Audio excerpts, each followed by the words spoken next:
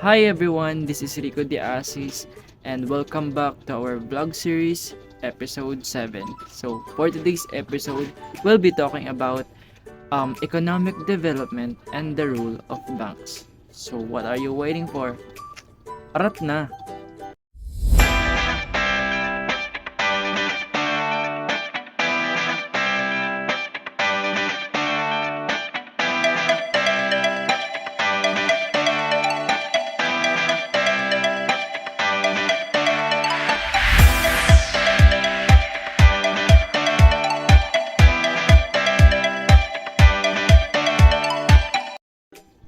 First, let's talk about how monetary policy contributes to our economic development.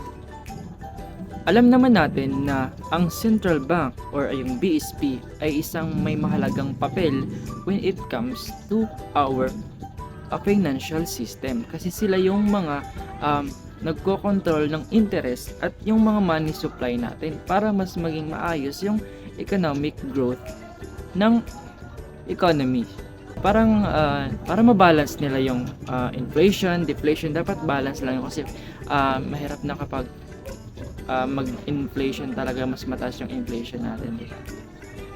Second, what is the role of banks in supporting entrepreneurship and infrastructure? Siyempre, yung mga bangko, sila yung mga nagpapautang, sila yung nagbibigay ng financial support, nagpapautang sila sa mga tao upang makapagtayo sila ng negosyo nila. Sila din yung mga bangko din, sila yung mga nagbibigay ng funds sa mga gustong magtayo or may mga proyekto na nagpapatayo ng mga infrastructure. Lastly, let's discuss initiatives and policies promoting economic inclusivity.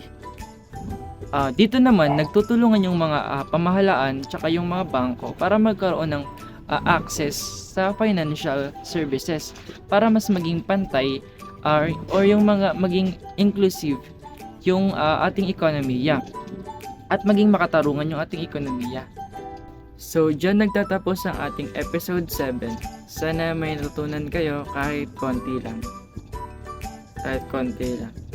So don't forget to subscribe, like, and share. Like and share and subscribe. So see you in next episode. Bye-bye.